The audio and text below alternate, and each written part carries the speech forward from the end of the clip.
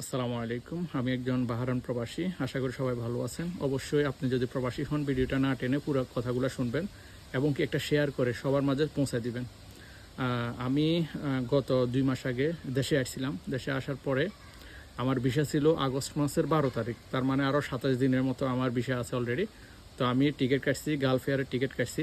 আজকে 27 তারিখ শুক্রবার রাত 8টার সময় আমার ফ্লাইট ছিল।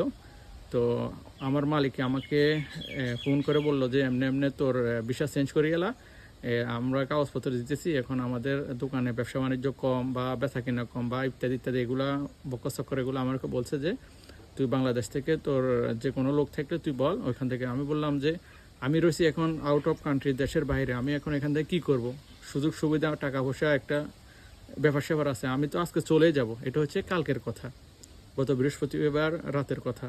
সে হঠাৎ করে আমাকে এই কথাটা বললে কি হয়? এটা তো কখনো হয় না, এটা তো বেইনসাফি। এরপরে আমি বললাম যে আমি আসি, আমি আসার পরে কালকে আমি তো যদি লোক প্রয়োজন না হয় তাহলে আমি অন্যদিকে আমি ট্রান্সফার হয়ে চলে যাব, সমস্যা নেই, ভিসার টাকাও দিতে হবে না। তো পরবর্তী এগুলো বলার পরে এই কথাই রইল। আমি আবার রাত 9টা 9:30টার দিকে ভিসাটা চেক করছি, দেখছি না ভিসা আছে অনলাইনে। তো পরে আবার যখন আমি সকাল হয়েছে, মানে আজকে সকাল 7টার সময় আমি ঘুম থেকে উঠে অনলাইনে চেক করে দেখি যে অনলাইনে আমার ভিসা নাই, আমার ভিসাটা ক্যান্সেল করে দিছে। এটার সাথে মানে নিকৃষ্ট কাজ আর কোনো নাই, একটা মানুষের লাইফটাকে বরবাদ করে দেওয়া, ধ্বংস করে দেওয়া।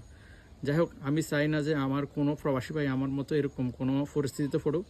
আমি আমার সকল দেশের সকল প্রবাসী, মধ্যপ্রাচ্য সহ সকল দেশে যে এমবেসিগুলো আছে, এমবেসির উদ্দেশ্যে আমার কথাগুলা, আপনারা এই ধরনের নিকৃষ্ট কাজের প্রতি আপনারা আসলে কিছু একটা করেন। এই নিকৃষ্ট কাজটা যেন আমার মতো এরকম আর কোনো প্রবাসীর কপালে না হয়, তার জীবনটা যেন ধ্বংস না হয়। সবাই ভিডিওটা একটা শেয়ার করে প্লিজ, যাতে করে আমার এই ভিডিওটা এবং কী কয় প্রবাসী কল্যাণ মন্ত্রীর চোখেও যায় এবং কি সকল এমবেসির চোখে যায়। অবশ্যই ভিডিওটা একটা শেয়ার করে দিবেন। এমন কাজ যেন আর করতে না পারে। কেউ যদি ছুটিতে দেশে আসে, তার ভিসাটা ক্যান্সেল করতে চাইলেও যেন ক্যান্সেল না হয়, এরকম একটা পদক্ষেপ নেওয়া দরকার। অবশ্যই সবাই ভালো থাকবেন, ভিডিওটা একটা শেয়ার করে দিন। আসসালামু আলাইকুম রহমতুল্লাহ।